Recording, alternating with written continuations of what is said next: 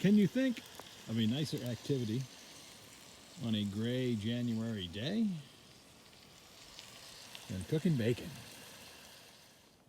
I neglected to take the glorious bacon shot, but now, when all this grease hardens up, I'll just take it to the transfer station. That way I don't have to deal with the mess in the house. Did finally melt off the ice too. Hello and welcome back. Sean here, Mountains Garage, on a beautiful Sunday afternoon in the state of Maine. Next to the last day of January. Maine, the state of Maine, has a phrase on their license plate. It says vacation land. It's been on the license plates for more than 80 years. Nobody's really sure who coined the phrase and why we adopted it unofficially, because in the list of Maine attributes, that's not listed at all. But today, instead of vacation land, it's baconcation land. As you saw, I was cooking bacon. There's a store not far away that serves up a really good BLT most of the time. I recently discovered in my young age last year that I like tomatoes. And I like bacon. I like mayonnaise. Throw a little lettuce in there, it's not going to kill you.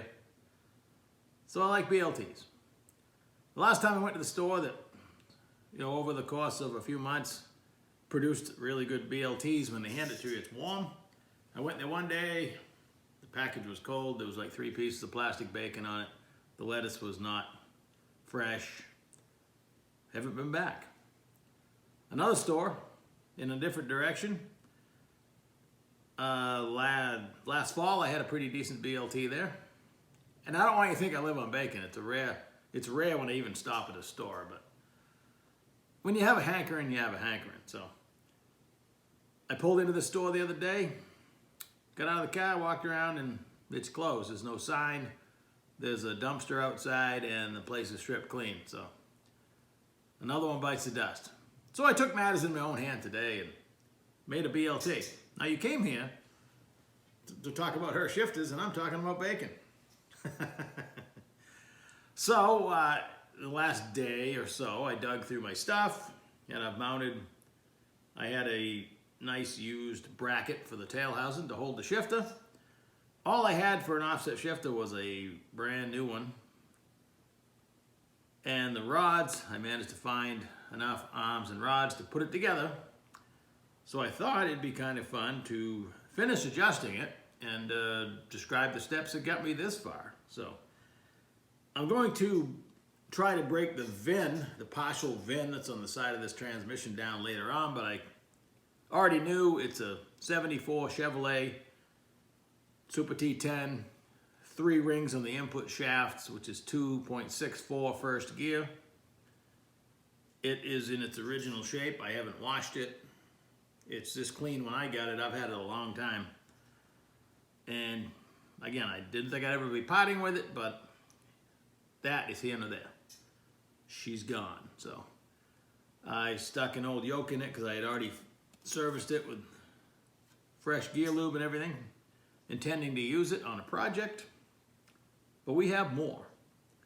So let's get over the fine details of the shifter. I almost forgot to turn my volume down so the audio doesn't go crazy. If you like this gold stand, I bought it at Speedway. Seems to me at the time, I bought 2 of them, they were $39 maybe, I'm guessing. They show this handle the other direction, but it hits this hump on the case, so I just use it in that direction. It's kind of handy to grab that and the yoke and pick it up. The shifter is offset for a console. I have a whole bunch of shifters that are straight, and the hole in the floor would be closer to your right leg if you're sitting in the driver's seat, but in this case, it's going in a 70 Chevelle, and the guy wants to run a console, or has a console. He's converting from an automatic, so either way, he's gonna make it work. This is just my test handle. This doesn't even go with it. I use it on every shifter to test it out. So where do you start? Well, I start with the shifter body, and I bolt the bracket to the tail housing, and I go ahead and bolt the shifter body on the side of the transmission. The 3 arms that stick out of the bottom of the shifter, they all have a 1/4-inch hole that goes all the way through to the bracket.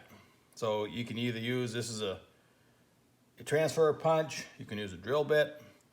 The Hurst tool, way back in the day was made of steel. The later model ones are plastic, but as long as it's a 1/4-inch device, you insert it right through all the way into the bracket. That lines up your neutral position. And you leave that alone. Then I go ahead and bolt the arms on the transmission, and it's, depending on your rods and whatnot, typically reverse is really short, just like this one. This probably had a longer arm that's been cut off that went to your back drive linkage that actually turned your steering column, so you had to put it in reverse. It would shove the linkage up there, turn the steering column, just like it would if you had a column mounted shifter and you were shifting an automatic transmission. Instead, it's rotating it up to the park position, if you will, and allows you to turn the key off. Back drive linkage. Usually that stuff is long gone. If you're restoring a car and looking for that stuff, I hope they make it in the aftermarket. Because that's one of the first things people got rid of when they get rid of that awful factory shifter and put a nice Hurst unit on there. So I find a suitable reverse rods, typically angled forward like that. The reverse rods are typically not ugly. They're bent out around to clear the rear mount. And as long as you clear the floorboard here, this one's going to be closest to the floorboard, 3rd and 4th. I guess I should cover that. This is a reverse stud arm. This is 1st and 2nd. This is 3rd and 4th.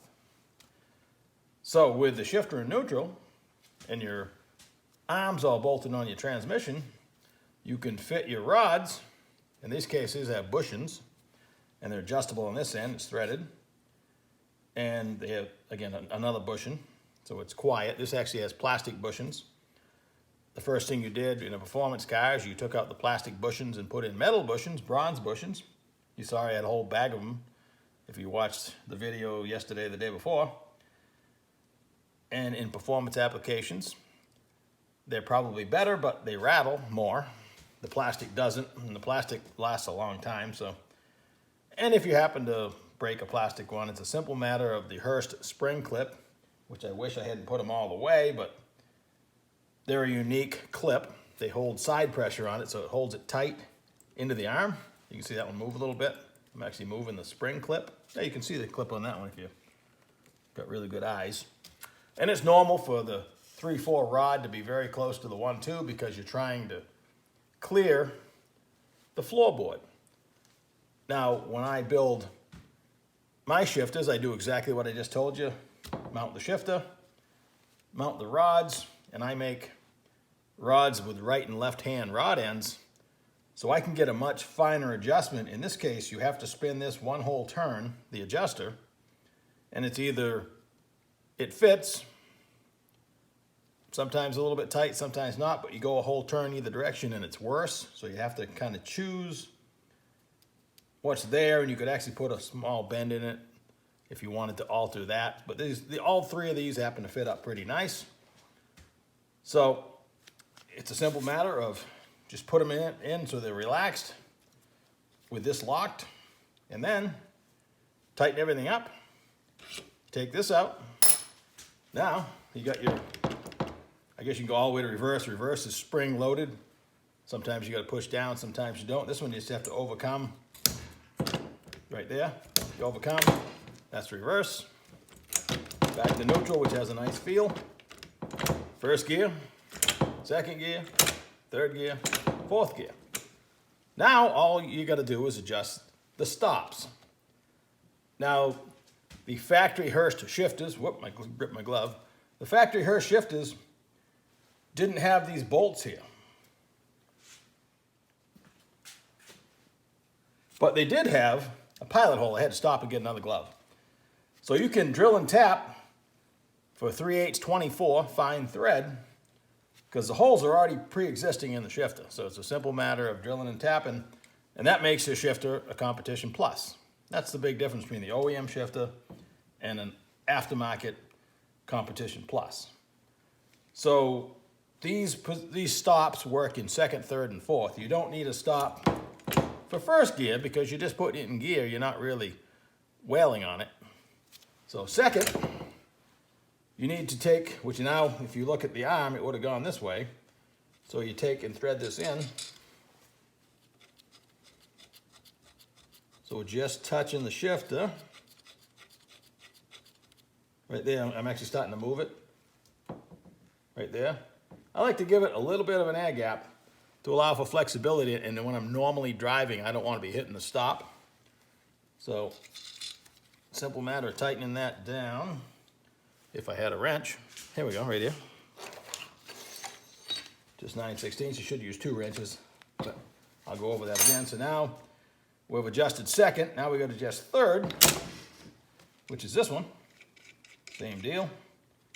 Right there, I'm hitting it, you can see me moving it, so I'm gonna go up against it, maybe back it off a little bit.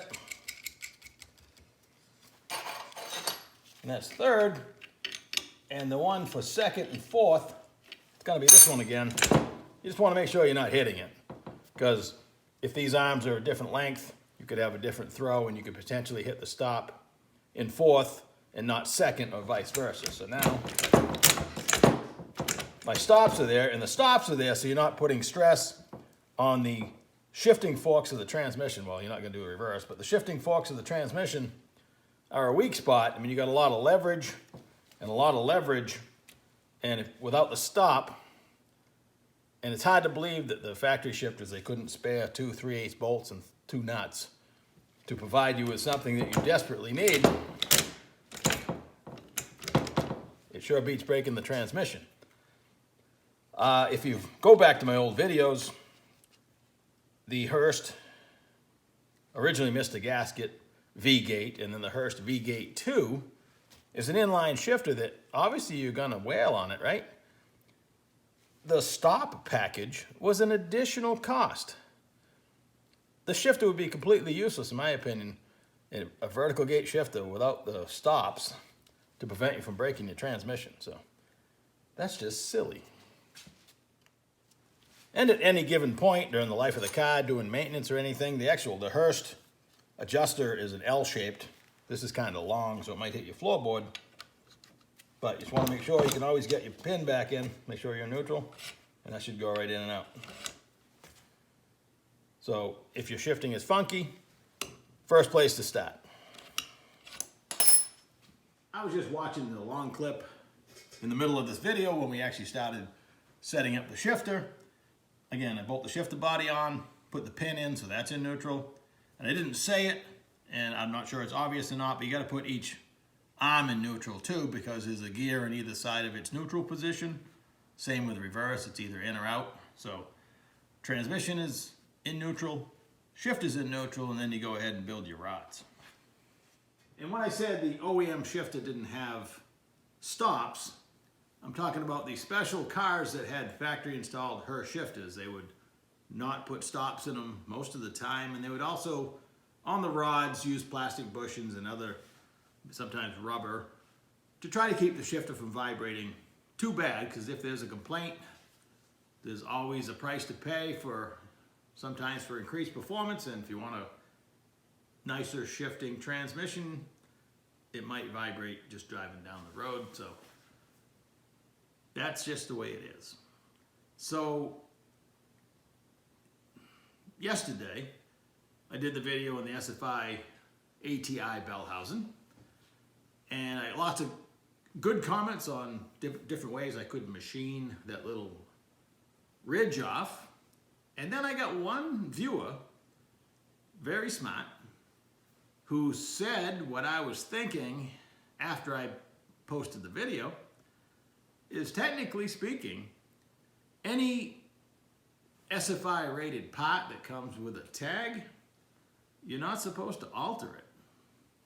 Now, I'm kind of operating in a gray area that most people don't even know that ridge exists, and there'd be no way to check it, but holy moral dilemma, Batman. So that's that's that. There's nothing else I can say about that. Will I cut it off? Will I not cut it off? Will I modify the case? Who knows? So, but I thank that viewer for calling me out because, and he wasn't, rude about it. And he's right, and I've said it many times before that, you cannot modify parts that have an SFI tag on them. So,